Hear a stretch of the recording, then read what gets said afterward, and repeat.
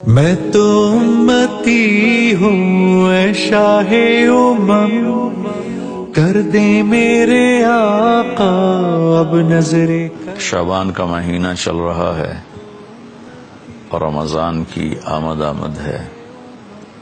اللہ کے محبوب صلی اللہ تعالی علیہ وسلم رجب جو پچھلا مہینہ گزرا ہے اسی سے ہی رمضان کے لیے ذہن سازی شروع فرما دیتے تھے اور یہ دعا مانگتے تھے، اللہم بارک لنا فی رجب و شعبان وبلغنا رمضان، اور ایک روایت میں بارک لنا فی رمضان بھی ہے کہ اللہ ہمارے رجب اور شعبان میں برکت عطا فرما اور ہمیں رمضان کا مہینہ نصیب فرما اور ہمارے لیے اس کو بابرکت فرما۔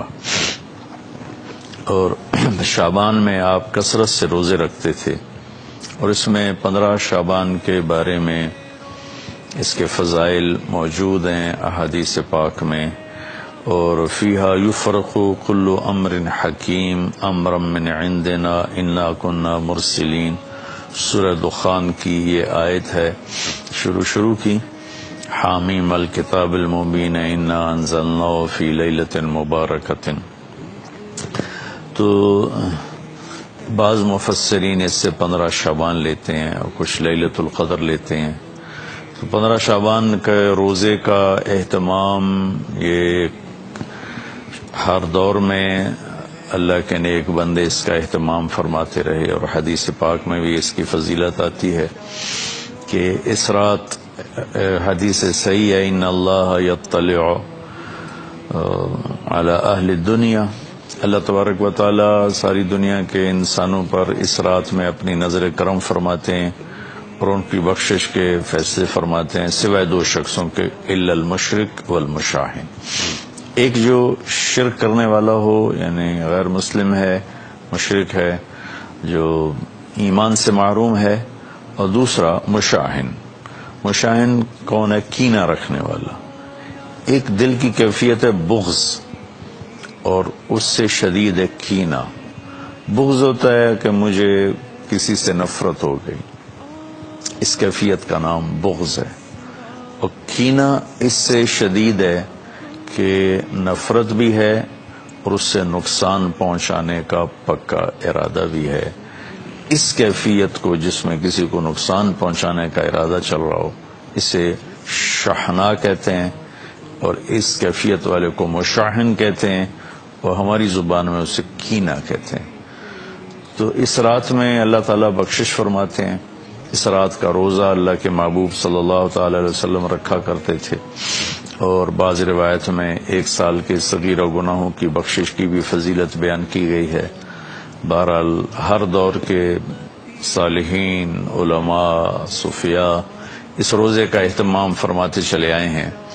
اس رات کا اگر کچھ قیام ہو جائے اور روزہ رکھا جائے تو ہمارے اعمال میں ایک اچھے عمل کا اضافہ ہے اور ہماری نیکیوں میں اضافہ ہے، اور اس کے لیے اپنے آپ کو اگر کسی سے نفرت ہے تو پاک کیا جائے، بغض ہے تو اسے دور کیا جائے، کسی کے ساتھ ایسی دشمنی پیدا ہو گئی ہے کہ شیطان ہمیں وہاں تک پہنچا چکا ہے کہ ہم اس کو نقصان پہنچانا چاہتے ہیں، اس سے بھی اپنے آپ کو بچا لیا جائے کہ ایک دن فیصلہ اللہ تعالیٰ نے کرنا ہے۔ اس دن حقوق العباد کی عدالت بہت سخت ہوگی، حقوق اللہ کی عدالت میں وہ سختی نہیں ہوگی جو حقوق العباد کی عدالت میں شدت اور سختی ہوگی۔ لہذا کسی پر ظلم کر کے نہ مریں، کسی کا حق لے کر نہ مریں۔ ہمارے اوپر ظلم ہو یا ہمارا حق مارا جائے تو اس کا تو ہمیں بہت بڑا عوض اللہ اپنے خزانوں سے دے گے، لیکن ہم نے کسی پر ظلم کیا، ہم نے کسی کا حق مارا، برائی کے بدلے میں ایسی برائی کی کہ اپنی نیکیوں کو برباد کر دیا، تو بہت بڑے نقصان کا سامنا کرنا پڑے گا، اور وہ نقصان ابدی ہوگا۔ دنیا کے نقصان وقتی ہوتے ہیں، تھوڑی دیر کے لیے ہوتے ہیں۔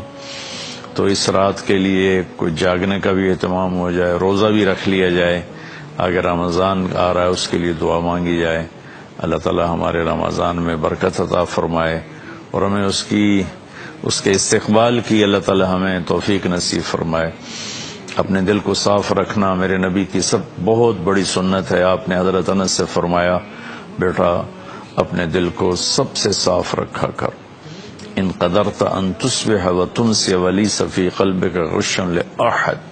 پوری دنیا میں بسنے والے انسانوں سے اپنے دل کو صاف رکھ. پھر آپ نے فرمایا یا بنی وذلك من سنت. آپ نے فرمایا میرے بیٹے یہ میری بہت بڑی سنتوں میں سے ایک سنت ہے. ومن احب سنتی فقد احبنی ومن احبنی کان معی فی الجنہ. جو میری اس سنت سے پیار کرے گا مجھ سے پیار کرے گا، اور جو مجھ سے پیار کرے گا وہ جنت میں میرا ساتھی ہوگا. تو ہم اپنے دل کو سب سے صاف کریں، ساری دنیا کے انسانوں سے اپنے دل کو صاف رکھیں، تو اللہ تعالی ہمارے ساتھ بہت آسانی اور نرمی کا معاملہ فرمائیں گے اور بہت ہی سہولت کا معاملہ ہو جائے گا. اللہ کو پسند ہے اس دل کو صاف رکھنا، لوگوں کے حسد سے، بغض سے، نفرت سے، کینہ سے، عداوت سے، حقارت سے. میرے نبی نے فرمایا کسی انسان کے برا ہونے کے لیے بس اتنا ہی کافی ہے کہ دوسروں کو حقیر جانے. بحسب امرئ من الشر ان يحقر اخاہ المسلم. کسی انسان کے برا ہونے کے لیے ضروری نہیں کہ وہ بہت بڑے بڑے گناہ کر رہا ہے تو وہ برا ہے، وہ بھی برے ہیں، لیکن آپ نے فرمایا کہ کسی کے برا ہونے کے لیے اتنا ہی کافی ہے کہ اوروں کو حقیر سمجھے، اپنے آپ کو اچھا سمجھے. اور یہ جو لوگ تھوڑا سا شریعت کے پابند ہیں، نیکی پر چل رہے ہیں، گناہوں سے بچ رہے ہیں اور شیطان کے داؤ میں نہیں آئے، گناہوں سے پرہیز ہے، ان کو شیطان اس طرف سے مار دیتا ہے کہ وہ انہیں اپنی نیکی کے تکبر میں پھنسا دیتا ہے اور اوروں کی حقارت اور کمی اس کا شکار کر دیتا ہے. اس میں بہت بڑا طبقہ پھنسا ہوا ہے، پھنسے چلے جا رہے ہیں. اس سے اللہ تعالیٰ مجھے بھی بچائے، آپ کو بھی بچائے، سارے سننے والوں کو بچائے. تو ہم اس شعبان کے مہینے میں رمضان کی تیاری کریں. 15 شعبان کا اگر روزہ رکھا جائے تو بہت بڑی فضیلت ہے. رات کو جگا جائے، کوئی خاص عمل کوئی نہیں 15 شعبان کا. ہمارے ہاں بدعات بھی شروع ہو جاتی ہیں، کوئی مسجدوں میں اکٹھے ہو کے کوئی صلاۃ تسبیح پڑھ رہا ہے، کوئی کچھ کر رہا ہے، کوئی کچھ کر رہا ہے. اس رات کا کوئی مخصوص عمل کوئی نہیں ہے. اس رات کا مخصوص عمل بس دعا ہے، تہجد ہے، تلاوت ہے. انفرادی طور پر ہے، اجتماعی طور پر کرنا کہیں سے ثابت نہیں ہے. کہیں اکٹھے ہو کر کر لیں تو کوئی، یہ میں نہیں کہہ رہا ہوں کہ انہیں غلط کیا ہے، لیکن پیچھے ہمارے تاریخ میں، اسلامی تاریخ میں یہ چیز ملتی نہیں. انفرادی عبادت ہی ہے، وہی زیادہ بہتر ہے. اللہ تعالی ہمیں عمل کی توفیق بخشے. السلام علیکم. غم کے اندھیروں